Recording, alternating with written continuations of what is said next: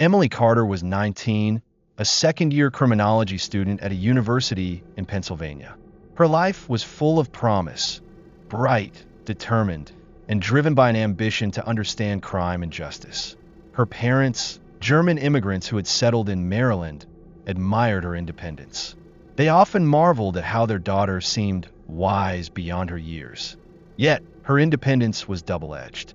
Emily was headstrong, and whenever her mother worried aloud, she would counter with her signature phrase, "Mom, I'm studying criminology. I know how to handle people. I can take care of myself." Her father, more cautious, would only shake his head and respond, "Knowing crime doesn't mean you're safe from it." Emily brushed off the warning. To her, fear was weakness, and she was determined not to live in fear. For months, Emily had been talking online with someone who called himself Chris. He claimed to be 23, a pre-med student in New Jersey. He was charming, quick with words, and always seemed to understand her frustrations with college life. He validated her feelings in a way that made her believe he truly saw her. Every ding of a new message from Chris felt like confirmation that she was loved, that her maturity allowed her to handle a secret relationship. He wasn't just a stranger online anymore. He was the future she imagined for herself. So when Chris suggested they meet, Emily didn't hesitate. She didn't tell her parents. She didn't tell her roommate. She didn't tell a single soul. In her mind, secrecy wasn't recklessness. It was proof that she was an adult. "I can handle this," she thought. On a chilly Friday night in October, Emily slipped on her denim jacket, tied her hair neatly, and told her roommate she'd be in the library late. At 8:47 p.m., security footage showed her smiling at her phone as she walked off campus. A nearby gas station camera later captured her stepping into a black SUV. That was the last time anyone saw her alive. The next morning, her roommate assumed Emily had crashed at a friend's place. But when her bed remained empty that night, concern grew. By Saturday evening, the panic had spread across campus. When her parents arrived from Maryland, shaking with fear, investigators were already piecing together her digital trail. Emily's messages with Chris painted the picture clearly. Their months-long conversations, the buildup of trust, the plan to meet. Her mother's voice broke as she whispered while reading the screen. "She didn't tell us. She thought she could take care of herself." Authorities traced the phone number linked to Chris. It was a prepaid burner phone. The social media accounts were fake, created weeks earlier, wiped clean the night after Emily disappeared. Whoever Chris was, he had vanished into digital shadows.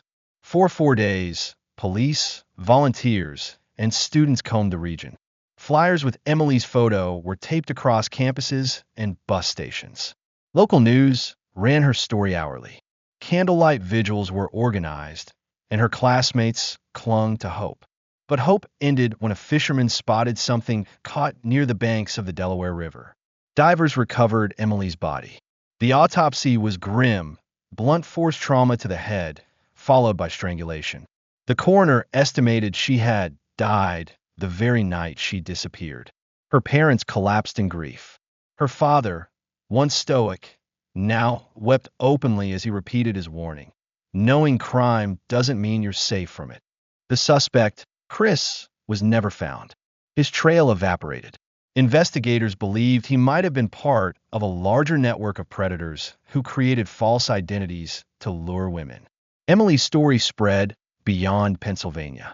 News outlets nationwide covered her case, labeling her the criminology student who became a victim of the very crime she studied.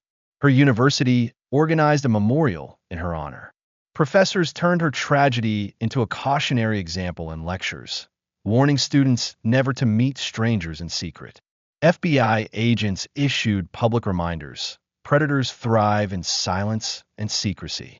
At a candlelight vigil, Emily's father addressed the crowd. His voice cracked, each word heavy with sorrow. She was brave. She was smart, but she believed too much in herself. She thought she didn't need to tell anyone where she was going. If she had, maybe she'd still be here. Emily Carter's story became more than just a personal tragedy. It became a lesson carved into the hearts of parents, students, and communities across the country.